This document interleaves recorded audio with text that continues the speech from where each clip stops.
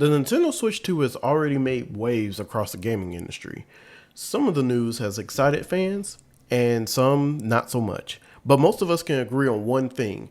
The Switch 2, with its price point, game quality, and influence on the entire industry, is going to have a major impact on gaming for years to come. So let's talk about it. What is good, y'all? It is the Young King Ken, and today we're going to dive into the current and future state of the gaming industry and how the Nintendo Switch 2, especially after its direct, could reshape the entire landscape. So, without further ado, let's get into it. I want to start out with the point that has everyone talking, and of course, that's the pricing on hardware and software. Everyone has been talking about how expensive the Switch 2 is, which right now is around $450 USD, and how expensive games like Mario Kart World is, which is around $80.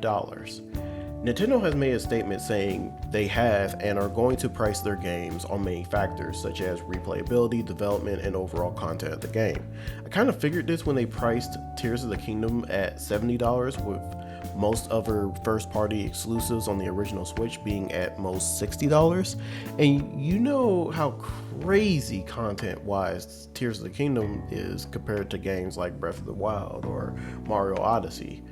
Most AAA games on other consoles currently are $70 and are usually capped at that, excluding special editions. So what messaging could the modernized pricing of Nintendo first-party games like Tears of the Kingdom and Mario Kart World could send to the rest of the industry? This could inspire developers of higher quality titles to more freely price their games based off of how they feel their content or development of their games go.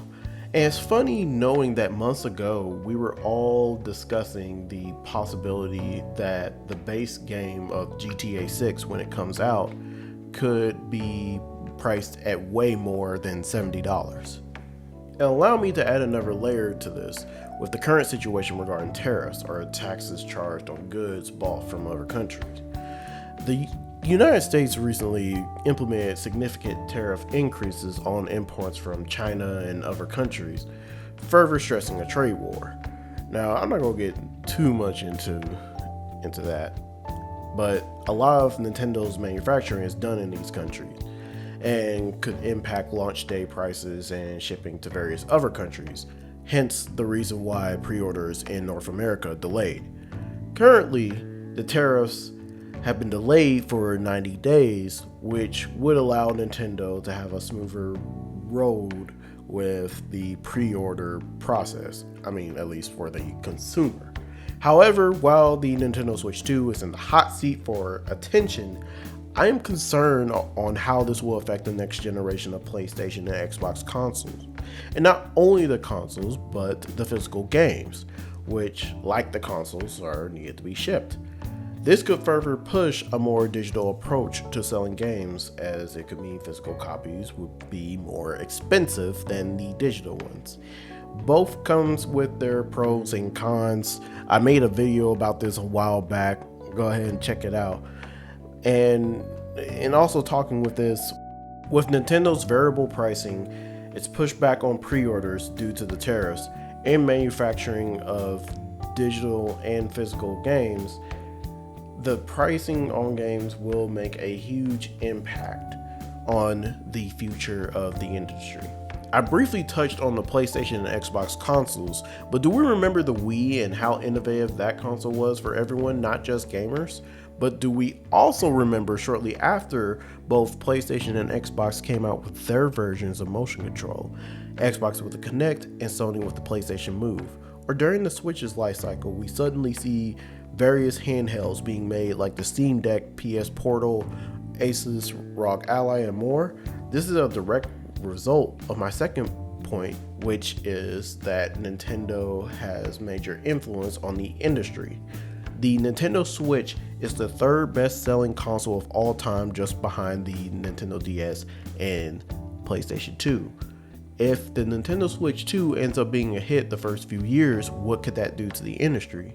we could see the possibility that we could have a legit handheld console war, as Sony is rumored to be developing a portable console that would play PS5 games on the move to compete with the Switch.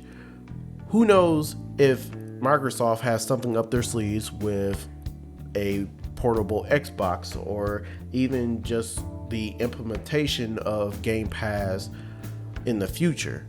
As popular and accessible gaming on the go is, I can see more and more companies throwing their share in making handheld devices like the Switch.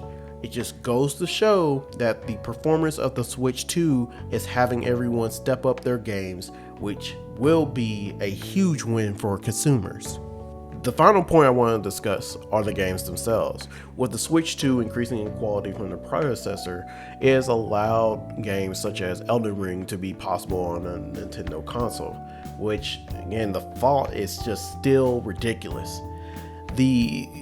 Honestly, this really makes it to where the floor and ceiling on third-party games from big name studios to the indies are far, allowing these games to make it on all platforms. But also, let me talk about exclusive games for a moment. Mario Kart World is $80 as mentioned before, but it sounds like from insiders that what we're about to see from the Mario Kart Direct will justify the price tag. This will innovate and motivate developers, especially of seasoned franchises, to make inspiring new experiences over existing names and series. I mean, look at God of War, the Final Fantasy VII Remake, Crash Bandicoot, and much more. Soon we're going to hit a plateau though when it comes to graphics, if we did not already hit that point, where games with great graphics are just not going to cut it. The Nintendo Switch proved that you don't have to have the greatest graphics to have the best games. And as it takes longer and longer for those exclusive AAA games to develop, this presents an opportunity for the indies and even side games of those first-party franchises to even shine or even experiment with the possibilities.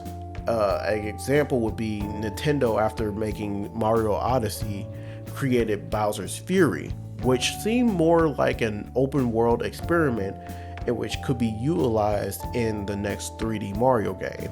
As this pattern continues to grow, it will make a huge impact on the industry. To conclude, the price of games, the hardware and quality of the Nintendo Switch 2 are going to make a major impact on the gaming industry for generations to come. So, what are your thoughts on the future of gaming, and could the Switch 2 really make that major of said impact? Comment below. And thank you for watching. I have several other videos on the channel, including streams, shorts, skits, and much more. So if you like the video, please give it a like, subscribe, and hit that notification bell for updates on whenever my videos drop.